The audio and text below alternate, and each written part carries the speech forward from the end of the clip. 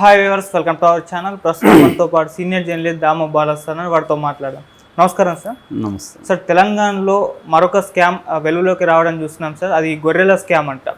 ఈ స్కామ్కు సంబంధించి తలసాని శ్రీనివాస యాదవ్ గారి ఓఎస్జీని అరెస్ట్ చేయడం జరిగింది సార్. త్వరలో ఇవన్నీ కూడా అరెస్ట్ చేస్తారు అని అంటున్నారు. అసలు ఏంటి గొర్రెల స్కామ్, ఎప్పుడు జరిగింది సార్ ఇది? యాక్చువల్గా మనకి గొర్రెల స్కీము, గొర్రెల్ని పంచడం అనే స్కీము కేసీఆర్ తీసుకొచ్చాడు. సో అలాంటివి ఆయన చాలా చేశాడు కదా కేసీఆర్ అప్పుడు. అది అందులో స్కామ్ జరిగింది పెద్ద ఎత్తునని గతంలో ప్రతిపక్షంలో ఉన్నప్పుడు రేవంత్ రెడ్డి విపరీతంగా ఆరోపణలు చేశాడు. దాని మీద ఆందోళన కూడా రేవంత్ రెడ్డి చేశాడు. సో ఎవరెవరు అధికారంలో, ఎవరెవరు ఈ కేసులో ఉన్నారు, మేము వచ్చిన తర్వాత ఏం చేస్తాం అనేది కూడా రేవంత్ రెడ్డి చెప్పాడు. అదేవిధంగా రేవంత్ రెడ్డికి అధికారంలోకి రాగానే 1 by 1 స్కాములంతా బయటికి తీసి అరెస్టులు కూడా స్టార్ట్ చేశారు. సో జగన్ కంటే కూడా రేవంత్ రెడ్డి ప్రతిపక్షాల మీద దూకుడికి వెళ్తున్నాడు. జగన్ ఏమో కేవలం చంద్రబాబుని అరెస్ట్ చేయడమో లేకపోతే తెలుగుదేశం నాయకుల మీద ఫోకస్ చేయడమో మాత్రమే చేశాడు. అధికారుల మీద జగన్ చేయలేదు.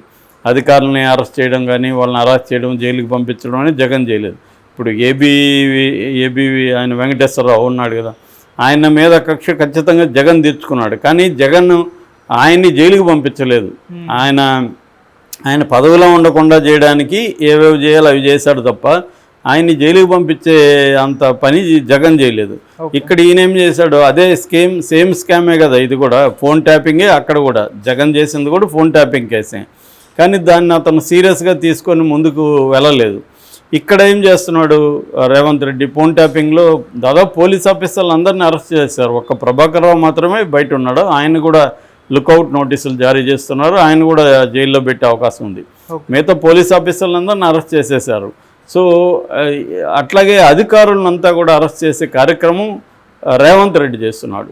కానీ అక్కడ జగన్ ఆ పనులు చేయలే, అధికారుల జోలికి వెళ్ళలేదు. మ్యాక్సిమం అతను కేసులు పెట్టాడు, కొంతమంది ఒకరిద్దరిని చేశారు తప్ప ఈ స్థాయిలో, ఈ స్కేల్లో అక్కడ జగన్ చేయట్లేదు. రేవంత్ రెడ్డి ఒక అడుగు ముందు కేసు చేస్తున్నాడు. జగన్ చేయకపోవడానికి కారణాలు నేను తర్వాత చెప్తాను. ఇక్కడ ఈయన చేయడానికి కూడా కారణాలు ఏమున్నాయి. అయితే ఇప్పుడు ఈ స్కాముల్లో ఒకటి గొర్రెల స్కాము. ఇది యాక్చువల్గా ఫిబ్రవరిలోనే 4 అరెస్ట్ చేశారు. 4 అధికారులని దీంట్లో ఇన్వాల్వ్ అయినారని అరెస్ట్ చేశారు. ఇది యాక్చువల్గా ఏంటంటే రంగారెడ్డి జిల్లాలో ఈ స్కామ్కి సంబంధించి ఫస్ట్ బయటపడింది. వీళ్ళు ఈ మొత్తంగా ఏసీబీ దీని మీద పనిచేస్తుంది. ఏసీబీ ఏం నమ్ముతుందంటే టోటల్గా 700 కోట్ల స్కామ్ ఇది జరిగిందనేది ఏసీబీ నమ్ముతుంది. ఇప్పటి వరకు పెట్టుండేది మాత్రం 2 కోట్ల 10 లక్షలు స్కామ్ జరిగినట్టుగా పెట్టారు. మొత్తంగా ఓవరాల్గా ఇది 700 కోట్ల స్కామ్ అనేది ఏసీబీ అంచనా. ఇదేంటంటే ప్రైవేట్ ఖాతాలో కొంతమంది బ్రోకర్లను పెట్టుకొని ఎవరికో బినామీలకి గొర్రెలు ఇచ్చినట్టుగా ఇచ్చేసి ఏమీ ఇవ్వకుండానే బినామీ ఖాతాల్లోకి డబ్బులు వేసుకొని మళ్ళీ ఆ డబ్బుల్ని తమ వైపు తీసుకున్నారనేది ప్రధానమైన ఆరోపణ. ఆ గొర్రెలు అనేది పంపకం జరగలేదు, కానీ జరిగినట్టు పెద్ద ఎత్తున చూపించి ఆ బ్రోకర్లతో కొంతమందిని డబ్బులు ఇచ్చి వాళ్ళకి మాకు జరిగింది, మాకు గొర్రెలు ఇచ్చారని వాళ్ళ దగ్గర సంతకాలు తీసుకొని వాళ్ళకి ఇచ్చినట్టుగా డబ్బుల్ని వేరే వాళ్ళకి, బినామీ వాళ్ళకి ఇచ్చేసి వాళ్ళ ఖాతాల్లోకి వేసుకొని దాన్ని మళ్ళీ తమ రకరకాల పద్ధతిలో తాము వైట్ చేసుకున్నారు దాన్ని. ఇది బేసిక్గా ఇది ఆల్రెడీ ఫిబ్రవరిలో చేశారు. కొంతకాలం ఎలక్షన్లు కాబట్టి సైలెంట్గా ఉన్నారు. ఇప్పుడు ఎన్నికలు అవగానే మళ్ళీ ఏసీబీ రంగంలోకి దిగింది. నిన్న పశుసంవర్ధక శాఖ సిఇఓ సభావత్ రామచందర్ని అరెస్ట్ చేశారు.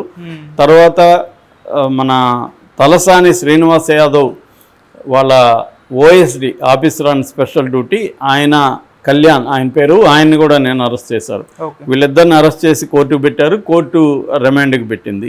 సో తలసాని శ్రీనివాస్ యాదవ్ని కూడా అరెస్ట్ చేసే అవకాశం ఉంది. ఎందుకంటే ఆయన మీద కూడా ఈ కేసు పెట్టారు. ఆయన శాఖ అదే కాబట్టి పశుసంవర్ధక శాఖ. సో ఇది రేవంత్ రెడ్డి చేస్తున్నాడు. సో నేను ఇందాక చెప్పినట్టుగా రేవంత్ రెడ్డి జగన్ చేయలేని పని రేవంత్ రెడ్డి ఎందుకు ఇక్కడ చేస్తున్నాడు?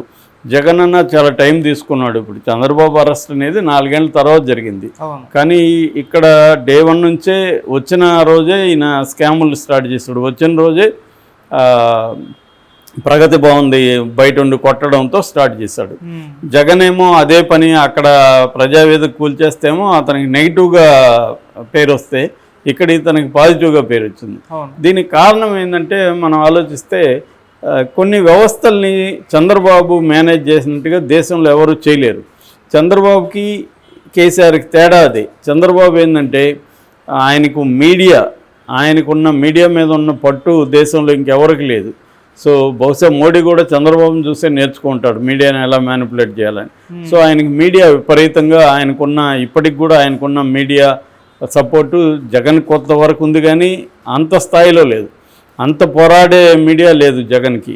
సాక్షికి అంత చేత కాదు. తర్వాత ఇంకుండేది ఎవరు, TV9, NTV లాంటి వాళ్ళు అంత అగ్రెసివ్గా లేరు. వాళ్ళు కొద్దిగా బ్యాలెన్స్గా ఉండడానికే ట్రై చేస్తున్నారు. అదే నీకు ABN కానీ, ఆంధ్రజ్యోతి కానీ, ఈనాడు కానీ, TV5 కానీ, ఈటీవీ కానీ, మహా టీవీ కానీ, వీళ్ళు అసలు కంప్లీట్గా కమ్ముకుంటారు చంద్రబాబు వైపు.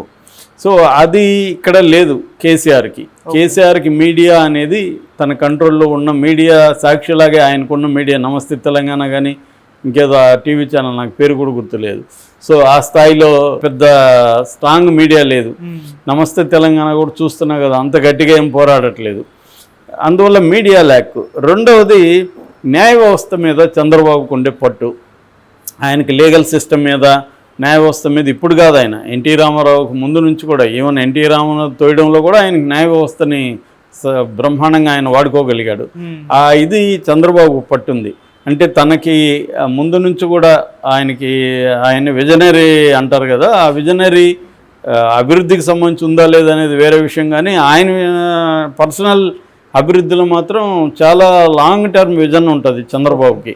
అంటే నెక్స్ట్ ఎవరు ఇక్కడ మన కులంలో బ్రైట్గా ఉండే లా స్టూడెంట్లు ఎవరు అని ఆయన ఆరాధీసి ఆ స్టూడెంట్ని తను స్పాన్సర్ చేసి వాళ్ళని మెల్లమెల్లగా న్యాయ వ్యవస్థలోకి పంపించి ఇలాగ కూడా చేశాడన్న అభిప్రాయాలు కూడా చాలామంది చెబుతూ ఉంటారు.